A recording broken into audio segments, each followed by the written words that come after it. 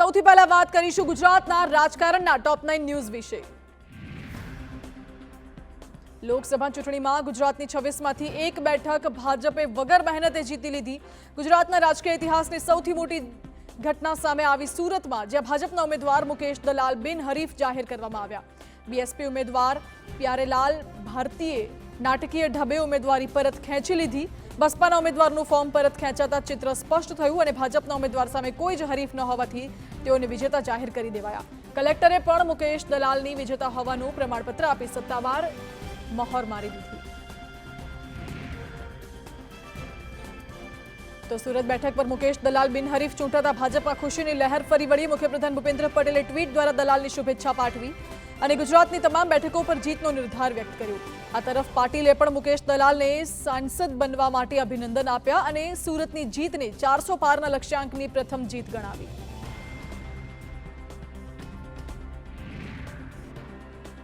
સુરત બેઠકની જીત 400 પારના લક્ષ્યાંકની પ્રથમ જીત છે, આ હુંકાર કર્યો ભાજપ પ્રદેશ પ્રમુખ CR પાટીલે। પાટીલે મુકેશ દલાલને શુભેચ્છા પાઠવવા સમયે કોંગ્રેસ પર ખેલ કરવાનો આરોપ પણ લગાવ્યો।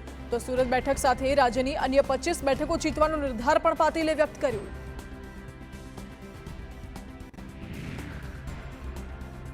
તો લોકસભા ચૂંટણી લડ્યા વિના જ સુરત બેઠક ગુમાવતા છલકાયું કોંગ્રેસનું દર્દ। કોંગ્રેસે સુરત બેઠક પર પોતાની હાર સ્વીકારી। કોંગ્રેસે કબૂલાત કરી કે એક બેઠક ગુમાવવાથી કોંગ્રેસને મોટું નુકસાન થયું છે।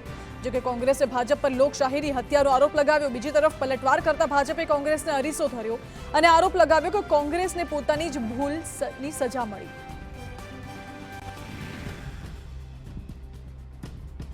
રાહુલ ગાંધીએ સુરત લોકસભા બેઠક બિનહરીફ થયા બાદ ફરી ભાજપ સરકારને ઘેરી। રાહુલ ગાંધીએ નામ લીધા વગર ટ્વીટ કરી ભાજપ સરકાર પર કર્યા પ્રહાર। રાહુલ ગાંધીએ જણાવ્યું કે તાનાશાહીની અસલી સુરત ફરી એકવાર દેશની સામે આવી। જનતા પાસેથી નેતા પસંદ કરવાનો અધિકાર છીનવવાનું એ બંધારણને નષ્ટ કરવાનું પગલું છે। આ માત્ર સરકાર બનાવવાની ચૂંટણી નહીં, દેશને બચાવવા માટેની ચૂંટણી છે। તો સુરત લોકસભા બેઠક પર ચૂંટણી સ્થગિત કરવામાં આવે, આ માંગ સાથે કેન્દ્રીય ચૂંટણી પંચને રજૂઆત કરી કોંગ્રેસે। કોંગ્રેસનું પ્રતિનિધિમંડળ ચૂંટણી પંચને મળ્યું। કોંગ્રેસ નેતા અભિષેક મનુ સિંઘવીના નેતૃત્વમાં પ્રતિનિધિમંડળના સભ્યોએ 17 મુદ્દાઓ સાથે ચૂંટણી પંચને રજૂઆત કરી, જેમાં સુરતની બેઠક પર ચૂંટણી સ્થગિત કરવાની માંગ પણ કરવામાં આવી। અનિશ્ચિત પરિસ્થિતિઓ વચ્ચે પણ રિટર્નિંગ ઓફિસરે નિલેશ કુંભાણીની ઉમેદવારી રદ કરવાનો આદેશ આપ્યો।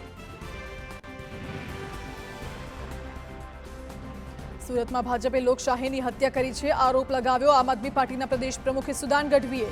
ઇસુદાને ભાજપ પર સુરતના મતદારોનો મતાધિકાર છીનવવાનો ભાજપ પર આરોપ લગાવ્યો। સાથે જ બેઠક જીતવા માટે ભાજપે સામ દામ દંડ ભેદની નીતિ અપનાવી હોવાનો પણ ગઢવીએ આરોપ લગાવ્યો। ગુજરાત લોકસભા ચૂંટણીના જંગમાં વડાપ્રધાનની એન્ટ્રી। 1 મેના દિવસે દાહોદ અને પંચમહાલના ભાજપ ઉમેદવારો માટે પીએમ મોદી કરશે પ્રચાર। લીમખેડામાં પીએમ મોદી કરશે સભાને સંબોધન। લોકસભા ચૂંટણીની જાહેરાત બાદ પ્રથમવાર વતન આવશે વડાપ્રધાન। મધ્ય ગુજરાતના મતદાતાઓના મન જીતવાનો કરશે પ્રયાસ। ગુજરાતની 26માંથી 26 બેઠકો કબજે કરવાનો ભાજપનો પ્રયત્ન।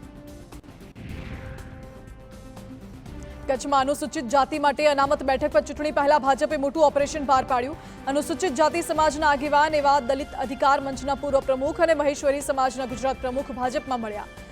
મુખ્યપ્રધાન ભૂપેન્દ્ર પટેલના કાર્યક્રમમાં નરેશ મહેશ્વરીએ તેમના સમર્થકો સાથે ભાજપનો ખેસ ધારણ કર્યો। નરેશ મહેશ્વરી કોંગ્રેસના નેતા જિગ્નેશ મેવાણીના ખાસ સમર્થકોમાંથી એક ગણાતા હતા।